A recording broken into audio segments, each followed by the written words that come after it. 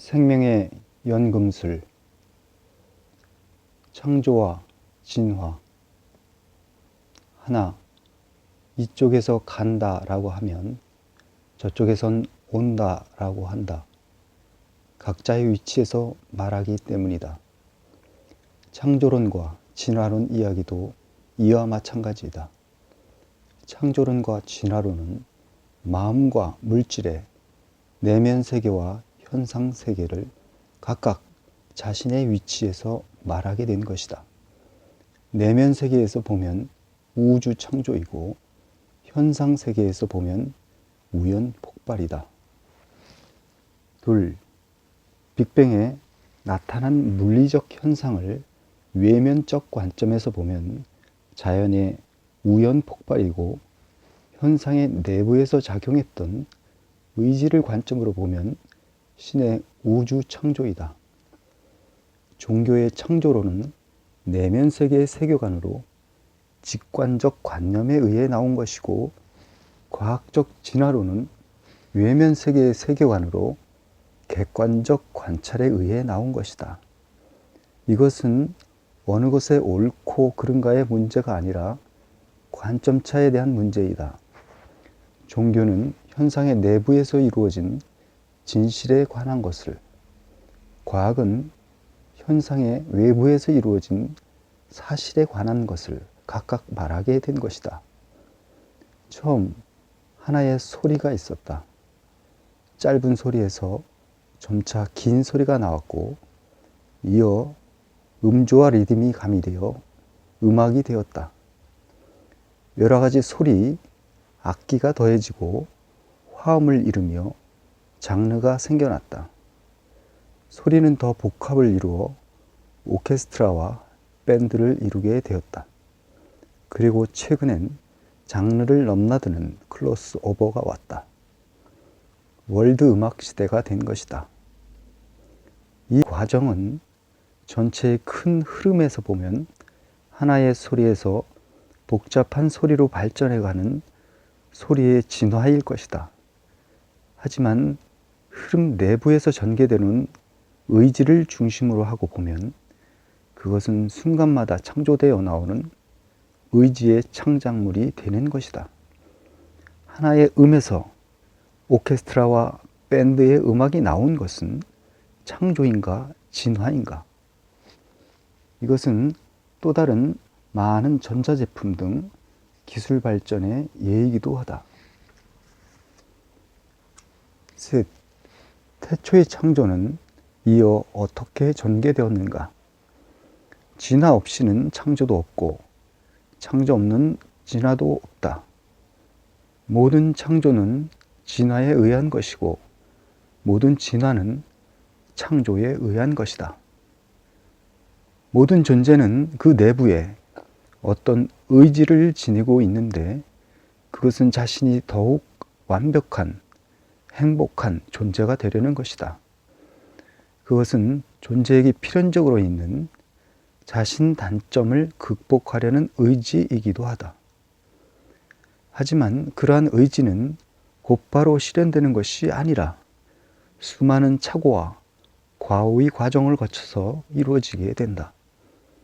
단점을 극복하려는 의지가 실패와 좌절을 거듭하다가 어느 순간 실패를 딛고 일어서는, 극복하는 때가 오는데 그 순간이 바로 하나의 창조가 이루어지는 순간인 것이다. 그러므로 엄밀한 의미에서의 진화는 창조를 이루기 전에 진행되는 보이지 않는 모든 노력들이다. 한 의지가 일어섬과 넘어짐을 반복하는 전 과정이 다 진화인 것이다. 창조는 현재자의 눈의 창에는 보이지 않는다. 그것은 순간에 벌어진 일이고 그 개체가 가진 내면 폭발일 뿐, 다른 개체, 다른 우주에서는 그것을 볼 수 없다. 존재 사이는 그것을 볼 수 있을 만큼 가깝지 못한 것이다. 그래서 수많은 세월이 흘러 폭발, 즉 극복된 의지가 본 모습을 갖춘 후에야 비로소 보이는 형태로의 외면적 창조를 말할 수 있게 해주는 것이다. 보이는 형태로 나타난 것들은 그 내면 창조가 이뤄낸 변화이다.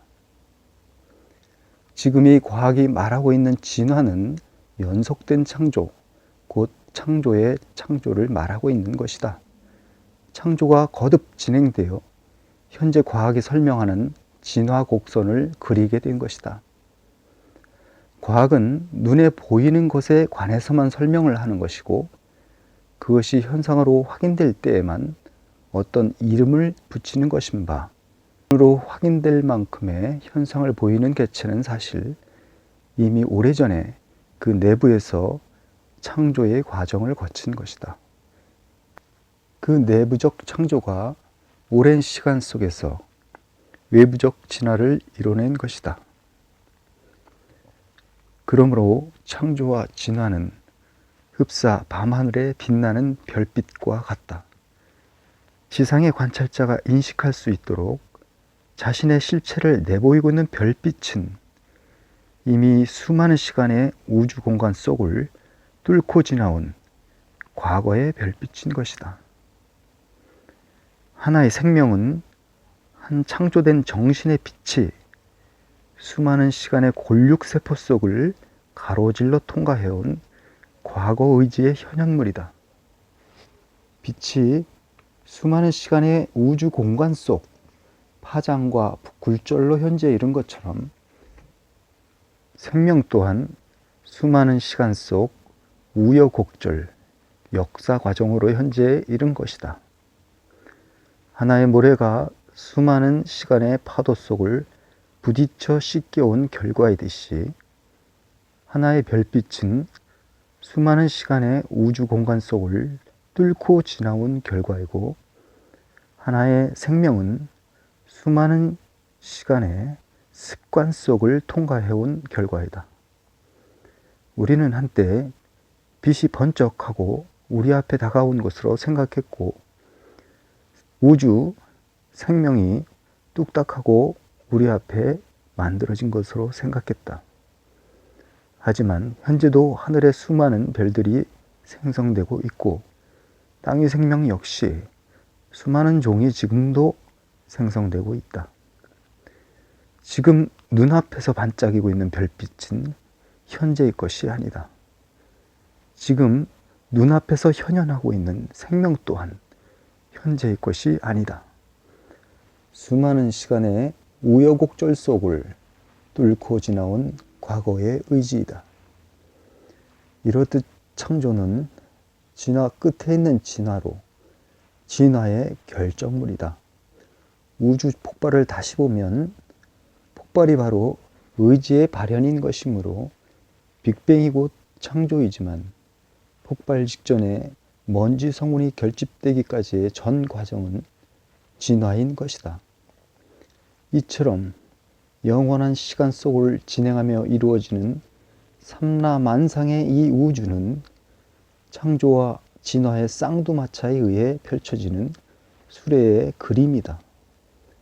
수레의 바퀴가 연속으로 구르며 반복의 반복을 거듭하는 것 같지만, 그 바퀴의 자리는 또 어딘가 새로운 지경을 지나고 있는 것이다. 넷, 인류는 최근 TV를 통해 제인구달 박사의 오랜 연구와 관찰 끝에 밝혀진 인간과 가까운 영장류, 원숭이와 침팬지에 관한 보고서를 접하게 되었다. 거기에는 인간 원류에 대한 생생한 모습들이 자세히 담겨 있었다. 이용하여 각종 먹이를 취득하는 모습, 그것을 학습으로 새끼에게 가르쳐 전달하는 모습, 죽은 새끼를 그리워하며 오랫동안 곁을 지키는 어미의 모습, 또 집단으로 분쟁하며 동족을 살해하는 정치적인 모습까지 부정할 수 없는 인간 원리에 대한 단서들을 담고 있었다.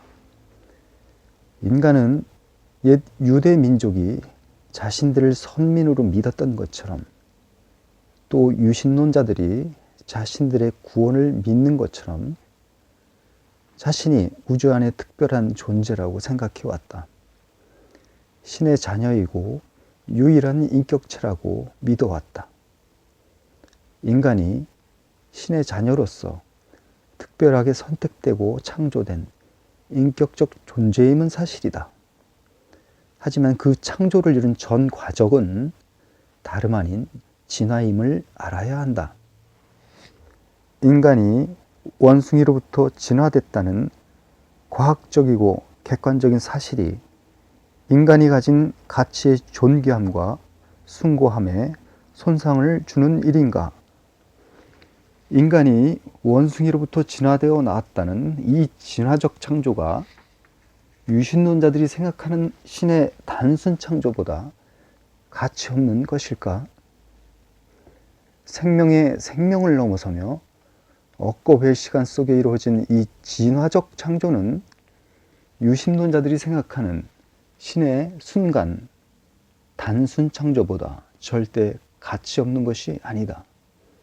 생명의 피땀과 눈물 어린 수고로 이루어진 이 신의 진화적 창조야말로 그들이 주장하는 신의 단순 창조보다 수만 배 귀하고 거룩한 것이다.